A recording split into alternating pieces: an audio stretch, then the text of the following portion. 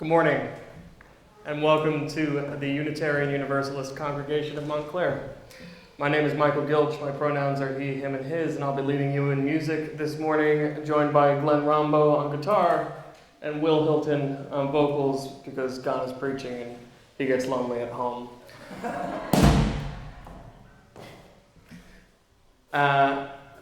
According to CDC guidelines, we ask that you hum along, sing to yourself. It can be a very spiritual, moving experience to feel the music flowing through you as we sing up here. Please join us in our opening hymn, This Little Light of Mine, which you should know, number 118.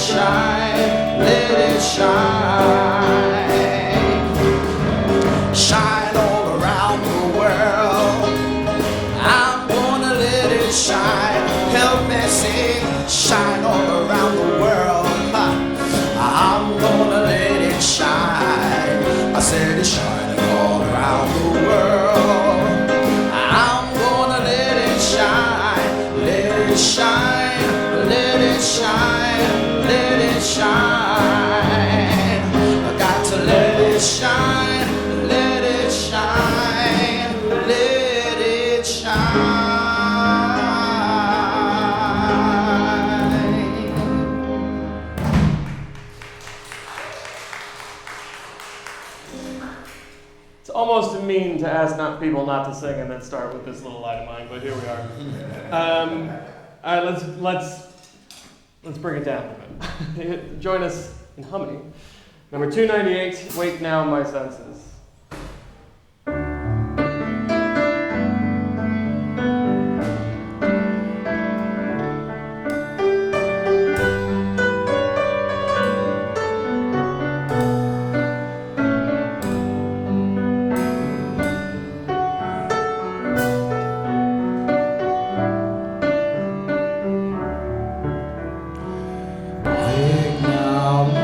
Senses and hear the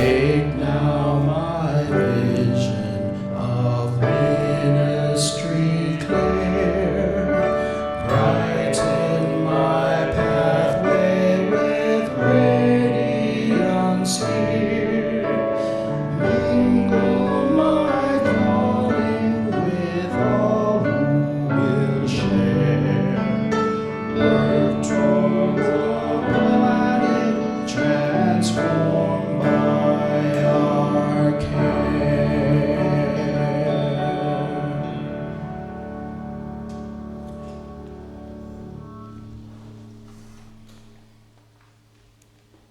You may be seated. You may also stay standing. You may jump around as you are moved. Whoever you are, wherever you come from, whatever age, ability, history, identity, gender, or sexual orientation, you are welcome to bring your full self here. I'm Reverend Anya Samler Michael, she, her, hers, and it is a joy to be a part of the supporting cast today for this incredible group of leaders who are going to share worship with us. Grounded in faith, we come together to nurture the soul, inspire hope, and bring into being a more just and loving world. Today's service is led by our member and congregational leader, Wil Hylton. Ghana has held many leadership positions in our congregation, including co-chair of our religious education team, and Ghana has led many previous worship services. She has an incredibly powerful, direct, and visionary voice. Did you think I was going to say anything else? No. We are so grateful for Ghana's contributions and her presence with us today. And I should also say that we have Dana Moore here in a new position for us at the congregation, which is a member of our pastoral care team. And Dana will be doing the remembrances and the prayer. And it is a gift to share worship with Dana, who has led just about everything in the congregation. Because of an uptick in COVID-positive cases, we have decided to postpone our Welcome Fest weekends until October or November. Our services will remain at 10 a.m., except for a special water communion service next week, where we will have two services, one at 10 a.m. and one at 11:30 a.m., and both will be held on our front lawn, in case there's a hurricane and flooding. Just kidding. Of course, if there is bad weather, we will move both of the services inside. Registration for attendance is required. And as always, we will endeavor to make space for all of our guests. Our other COVID protocols require us to social distance, to be masked, to be vaxxed, and we have restricted congregational singing, just as we experienced, asking us to hum along. Ours is a covenantal community. This means that while we do not share common beliefs, we share a common covenant, a commitment to come together in service of the beloved community.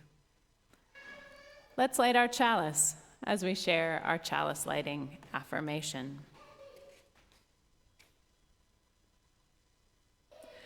Let us open our senses to take in the beauty.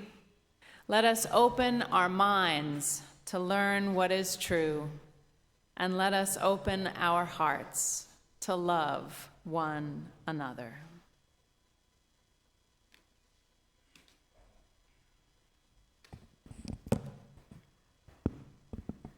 Hello, I'm Wil Hylton, she, her, hers. Here is our invocation. Don't leave your broken heart at the door. Bring it to the altar of life. Don't leave your anger behind. It has high standards and the world needs vision. Bring them with you, and your joy and your passion. Bring your loving and your courage and your conviction. Bring your need for healing and your power to heal. There is work to do, and you have all that you need to do it right here in this room.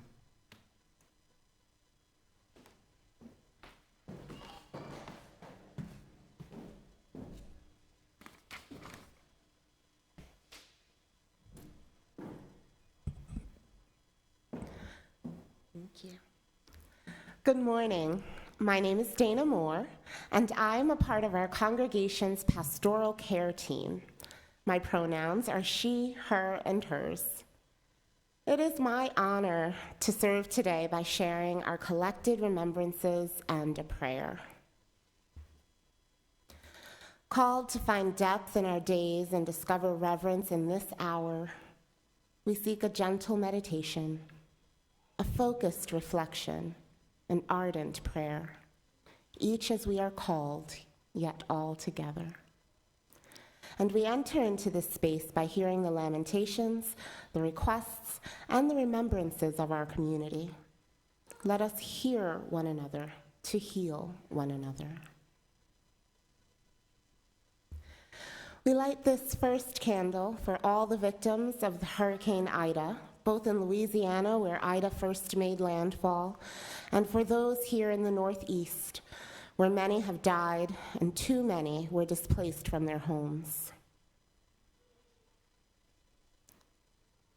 We light this candle in recognition of Labor Day, Sunday, which pays tribute to the contributions and achievements of working families.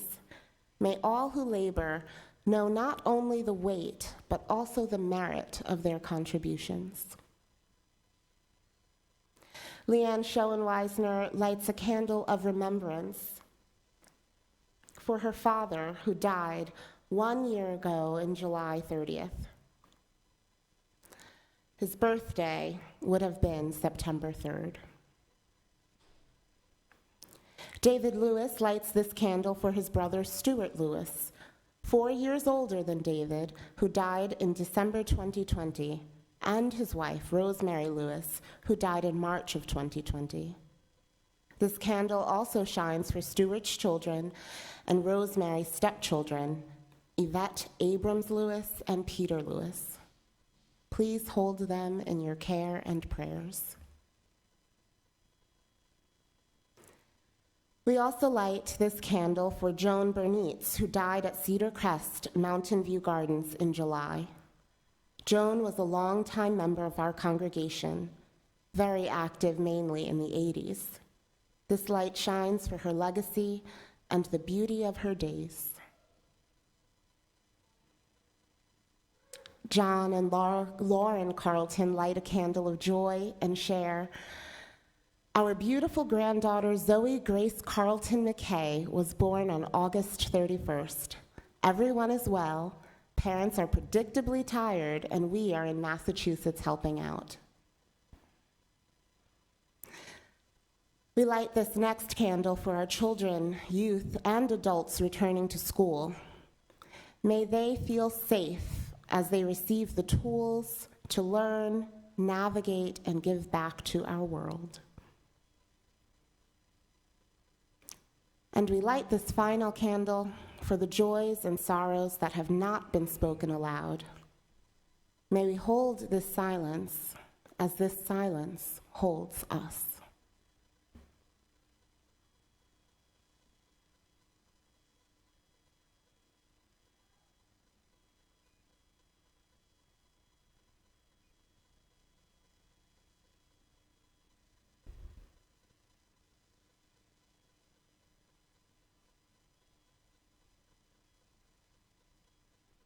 May our listening bring forth acts of love.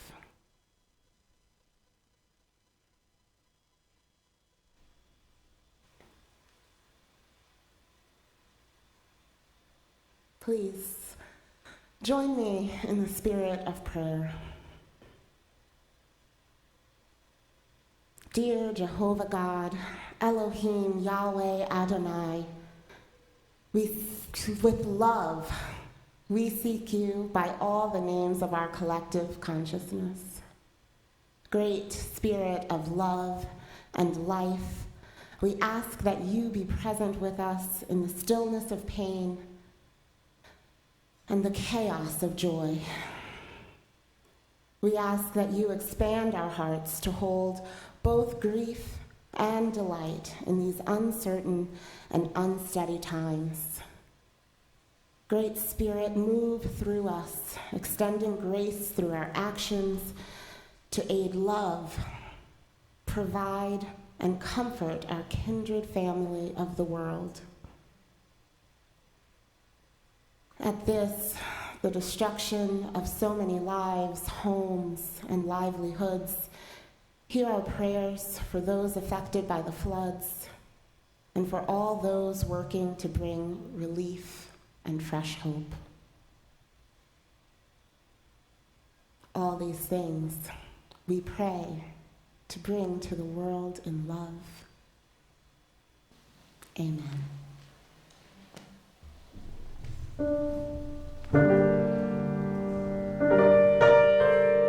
Please join us now in our prayer response. There is honey in the rock.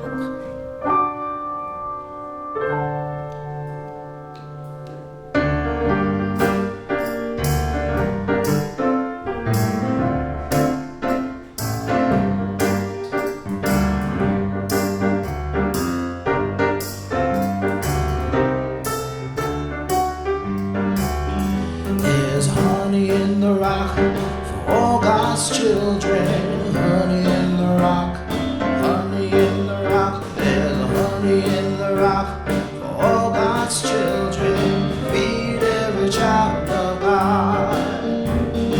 One of these days about 12 o'clock. Feed every child of God. This whole world's gonna reel and rock. Feed every child of God. There's honey in the rock for all God's children. Honey in the rock, honey in the rock. I said there's honey in the rock for all God's children. Feed every child of God.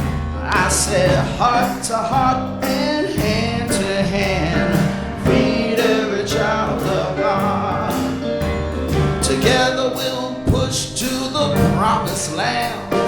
Feed every child of God. Help me sing, there's honey in the rock. Help me hum, God's children. Honey in the rock, there's honey in the rock. I said there's honey in the rock for all God's children. Feed every child of God. One more time, there's honey in the rock for all God's children. There's honey in the rock, there's honey in the rock. I said there's honey in the rock for all God's children. Feed every child of God.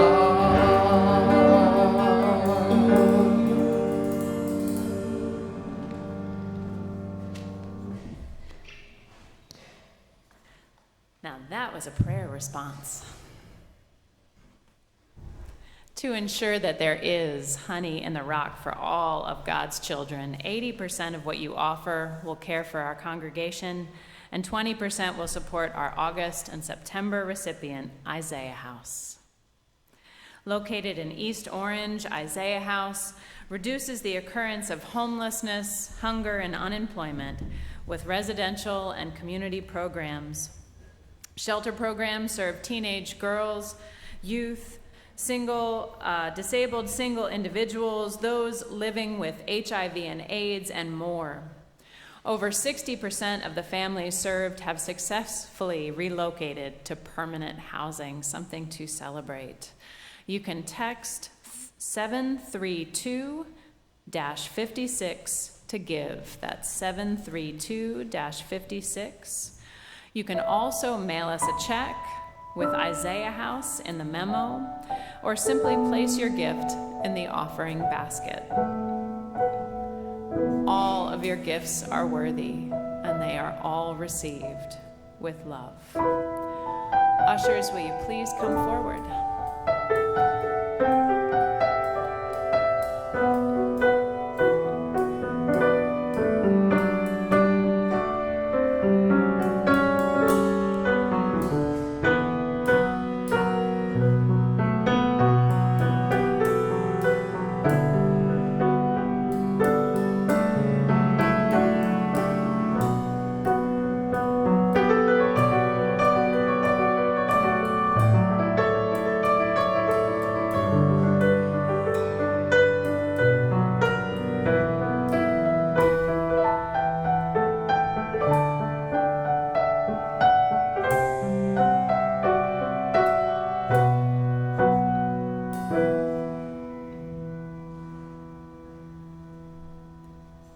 Thank you for your generosity. By the way, we've got Glenn Rombough with us on guitar. Michael Gilch is our music leader and pianist today, doing awesome, Michael Gilch. And who's that guy who happens to be my husband and co-minister over there on the drum set? Rev Scott. Wearing a Black Lives Matter Black Sabbath t-shirt, just in case you can't see that. All right, here are our readings. Our ancient reading is from Romans 14, 1 through 23. One man's faith allows him to eat everything, but another man whose faith is weak eats only vegetables. The man who eats everything must not look down on him who does not, and the man who does not eat everything must not condemn the man who does, for God has accepted him. Who are you to judge someone else's servant?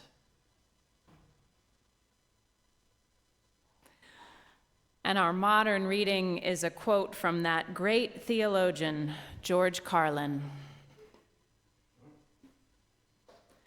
Some people see the glass half full, others see it half empty.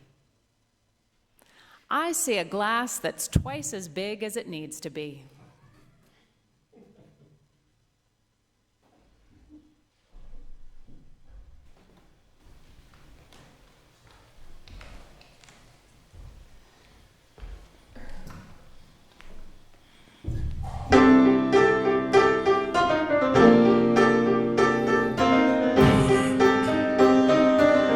Try to see it my way.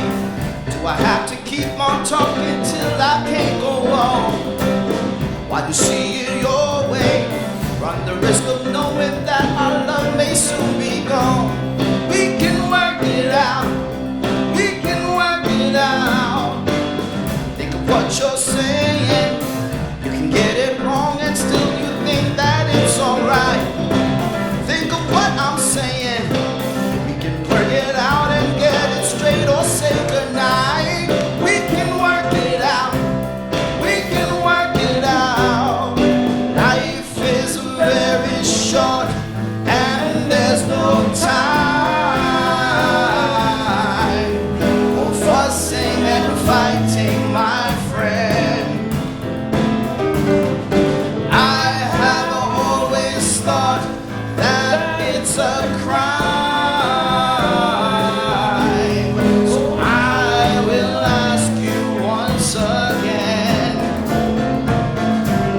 Try to see it my way. Only time will tell if I am right or I am wrong. While you see it your way, there's a chance that we might fall apart before too long. We can work it out. We can work it out.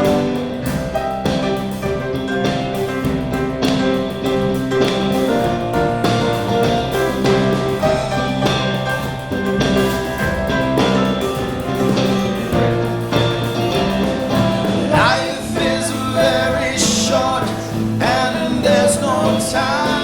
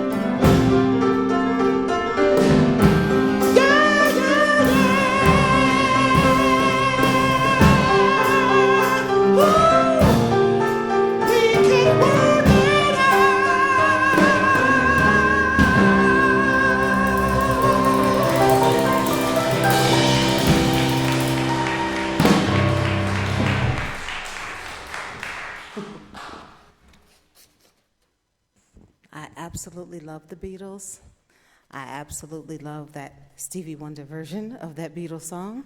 And Michael, thank you for helping me pick that out to frame what I am about to bring to you today. Good morning, everyone. Good morning. This sermon is titled, We're All Right, but really the subtitle is Controversial Topics. So you have been warned. It's gonna hurt. It hurt me writing it. There you have it. I've never been very fond of dogs, even though my grandparents had a Chihuahua. There was this movie when I was a kid, The Doberman Gang, about dogs who robbed a bank. Anybody saw that movie? It's an old movie. Of course, they were trained to do so by humans, but I remember being terrified of Dobermans, German Shepherds, and Great Danes. Those were like the dogs you wanted to have if you wanted to look tough. For like a decade or so, people brought Dobermans into their home for protection or street cred. Dobermans became common as guard and police dogs and had a reputation of being intimidating and aggressive, especially towards strangers.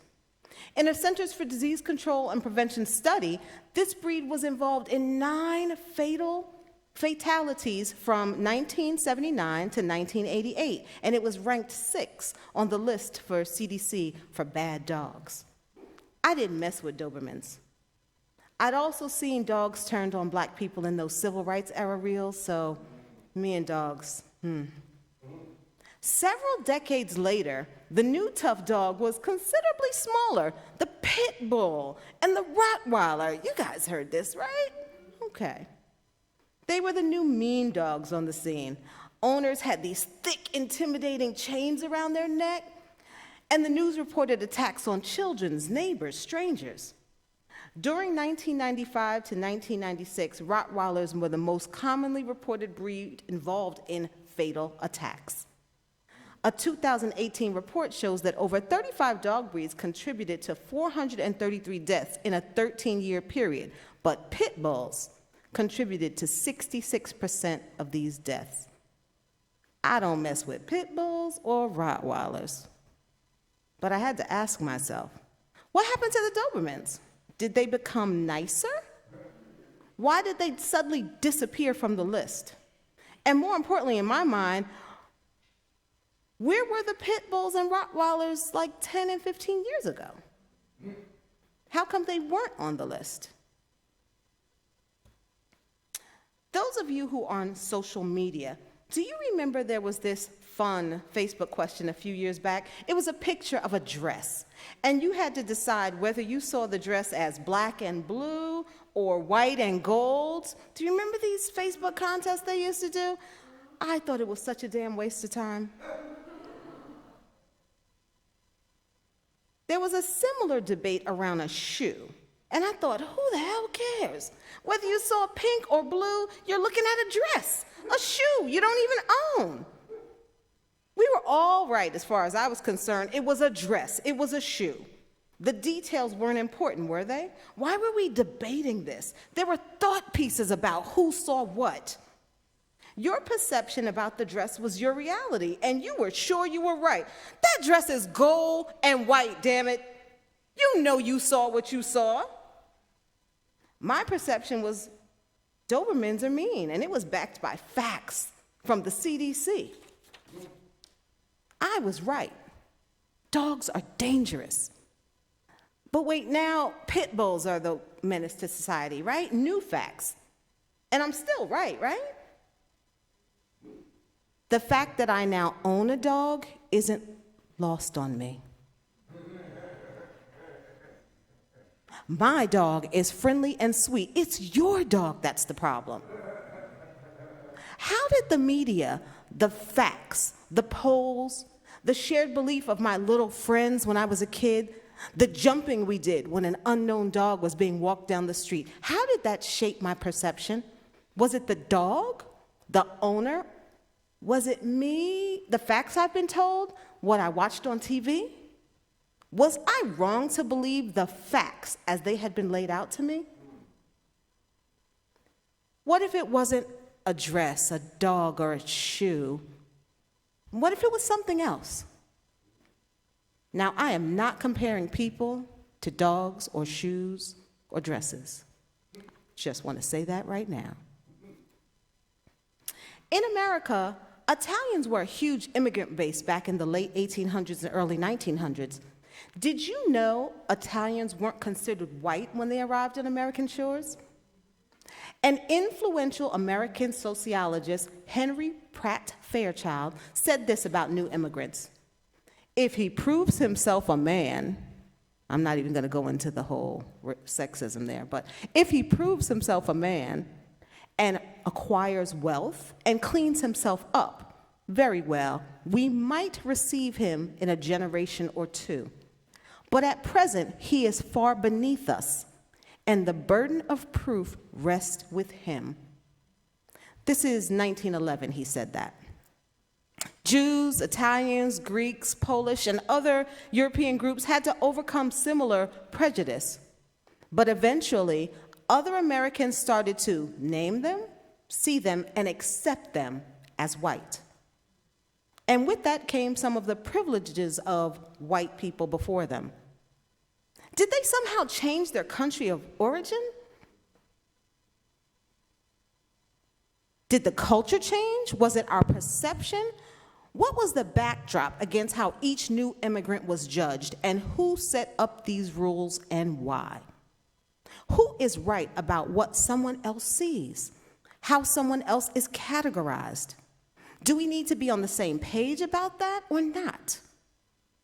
There's this brilliant new writer named Robert Jones Jr. His hashtag on social media happens to be Son of Baldwin. That was in part his way of aligning himself with the great James Baldwin, who is no relation to him, as the newer generation of Black queer writers. His quote is, for that reason, often misattributed to James Baldwin, but it was actually Mr. Jones who said this. We can agree and still love each other unless your disagreement is rooted in my oppression and denial of my humanity and right to exist. Lest you think this sermon is about race and culture, I want to just skim some other hot topics real quick. Hot topic number one. Someone says, defund the police, or even more jarring, abolish the police. Defund means what it means, bad slogan or not. Take some of the money being used to do things like militarize police departments and place it in other areas that will be more beneficial to the community, with the overall effect still being less crime. This will, in fact, help law enforcement focus on other issues. Even cops say they're used to doing too many things that aren't really their job. Someone possibly passing a bad $20 bill, which is, by the way, discovered to be real, like in the George Floyd case, or falling asleep in a car, like Rayshard Brooks in Atlanta, or illegally selling cigarettes, like Eric Garner in New York, shouldn't be a police priority, should it? And certainly shouldn't end in the deaths of those people, which it did. We should not go calling armed police because someone is cooking out, walking a dog, jogging, or bird watching in our neighborhood. All large countries have some system of accountability set up, what we might call law and order. Ours is just broken. Police have been talking about reform for decades. We need a new conversation, and if it scares them, so be it. Hot topic number two. I actually believe in gun ownership. Some people may be surprised by that, but you shouldn't be. My grandfather was raised on a farm in rural North Carolina and very poor. He learned at an early age his brothers and sisters wouldn't get fed if he didn't hunt and bring dinner home. Between that and the garden my great-grandmother grew, they would eat. They could survive. I understand the practicality of a gun. In Japan, if you want a gun, you have to attend all-day class, pass a written test, achieve at least a 95% accuracy in a shooting range test. There's a limit to the amount and type of gun you can own and how you store it. You have to pass a mental health evaluation that takes place in a hospital. You have to pass a background check in which the government digs into your criminal record and interviews your friends and family. You can only buy shotguns or air rifles, no handguns. And every 3 years, you must retake the class and the initial exam. America has a gun problem, and I know enough and see enough to know that should be fixed. When a young man with mental health issues has been taught to shoot by his mom, and he takes some of his mother's guns, and he kills her first, and then he shoots up kindergarten classroom, and we don't react as Americans, we have a problem. That's not gun rights. Oh, people were upset, just like they were upset over the movie theater massacres and the killing of 9 people in a church and a music festival where a lone gunman shot unarmed attendees. But no laws changed. If you believe in gun ownership, you are right. If you believe in gun reform, you're right too. So who wins the argument? I mean, I won't leave you in suspense. Money always wins. Capitalism wins. Over sexism, racism, just about any conflict you can find, you follow the money. But that's not what we're talking about today. Climate control, immigration, the world's food supply, overpopulation, sexism, xenophobia. We have passionate, sometimes angry debates over what we see as the right or wrong solutions to these issues. And yet most of the time, all we're doing is screaming across the aisle at the opposing view, writing snarky, fact-filled rhetoric on social media because we are right. And that's the same message being pushed on the other side. Let me tell you something. Until we allow ourselves to see from another person's point of view and try and understand how they got there, we will never fix the divide that is between us. I pray you can at least see the rural man in a mostly homogeneous neighborhood all his life when he loses his factory job and the company goes overseas because it's cheaper. And the news channel tells him immigration is the problem. And certain politicians don't even visit his community, not even in a major election. How that might make him feel. How that might make him vote. I hope that you at least see my friends in law enforcement, one of whom is my cousin, 2 of whom are dear childhood friends, all of whom happen to be Black, who joined the force to try to help, try to change the tide, to de-escalate, and give back to their neighborhoods. Understand, they feel a way when my other friends say, F the police, even though they know just as well as I do that things need to change. These people with opposing views are not the enemy we think they are. Oh, sure, there are the crazies. There are always a minority pool of crazies who push the envelope and endanger the rest of us. The Proud Boys, ISIS, the KKK, Westboro Baptist Church, but I'm not talking about them. If we truly want progress, if we truly hope to change the tide and make sure the perception on the other side is not horribly skewed, then we have to take a harder look at our own perceptions, our own facts, and the way in which we have built up our own walls and discouraged conversations. I'm not asking you to change your beliefs. I'm asking you to question how you got there. And maybe, just maybe, that will help you see how someone else got where they are at. One of my most favorite historical moments was the coming together, however briefly, of Martin Luther King and Malcolm X. Once thought to be at very vastly different sides around the same issue of racism, they over time realized they were both a little wrong about certain things, and they were also both right. And once they realized together how powerful they could be, it was too late. Don't let it be too late for us. Let's find a way so we can be all right.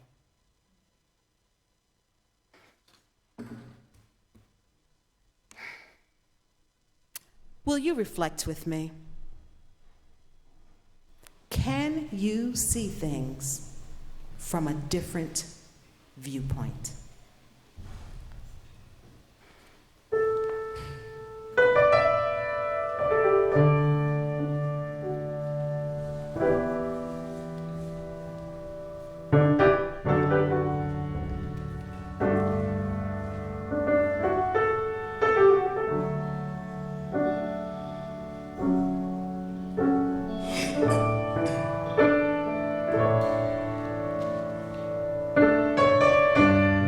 Closing song is We Give Thanks.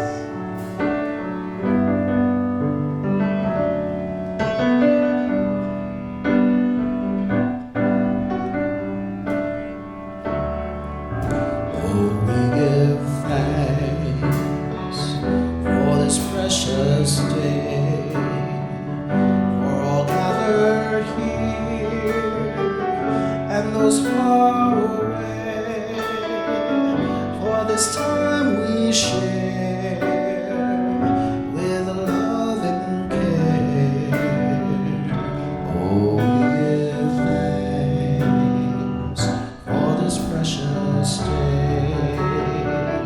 Oh, we give thanks for this precious day, for we're all gathered here and those far away, for this light we share with love and care.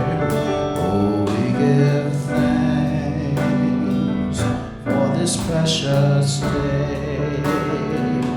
Oh, we give thanks for this precious day, for all gathered here and those far away, for this joy we share with love and care. Oh, we give thanks for this precious day. Oh, we give thanks for this precious day, for all gathered here and those far away, for this time we share with love and care. Oh, we give thanks for this precious day. Oh, we give thanks. We give thanks.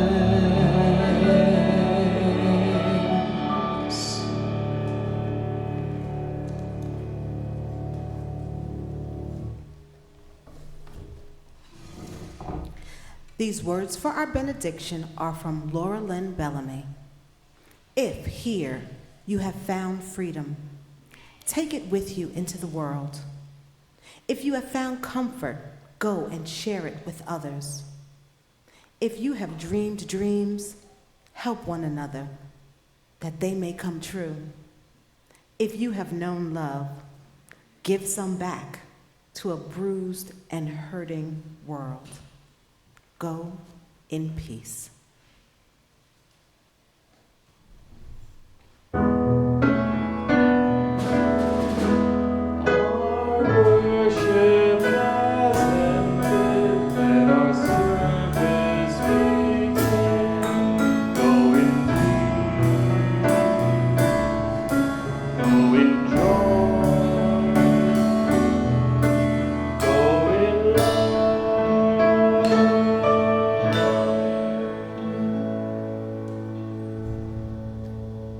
Those of you who are joining us in person, you are so welcome to come forward and greet those of us who have had the gift of sharing worship.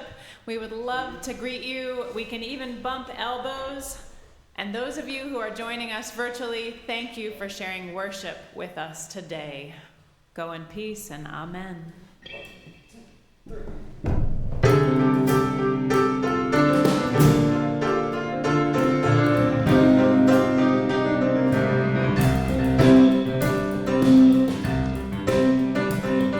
Till I while I see it your way. Run the risk of knowing that our love may soon be gone. We can work it out. We can work it out. Think of what you're saying. You can get it wrong and still you think that it's alright. Think of what I'm saying. We can work it out and get it straight or say goodnight. We can work it out. We can work it out. Life is very short and there's no time for fussing and fighting, my friend. I have always thought that it's a crime, so I will ask you once again. Try to see it my way. Only time will tell if I am right or I am wrong. While you see it your way, there's a chance that we might fall apart before too long. We can work it out. We can work it out.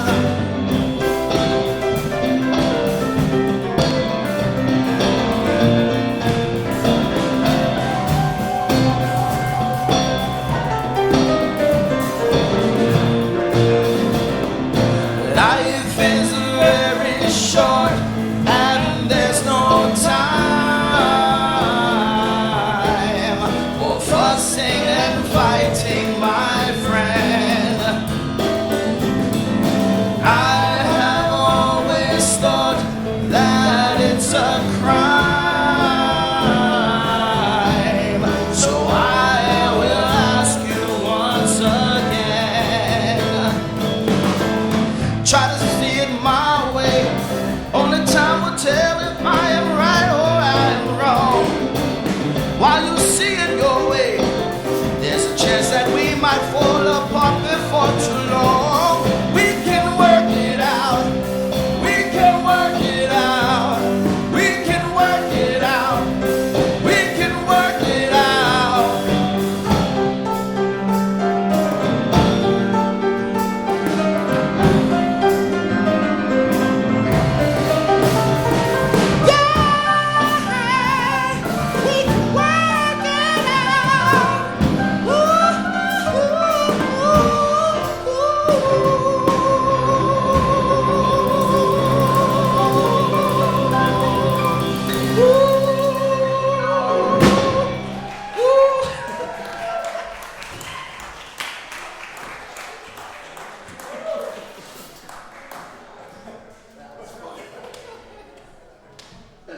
Great job. Good job, man.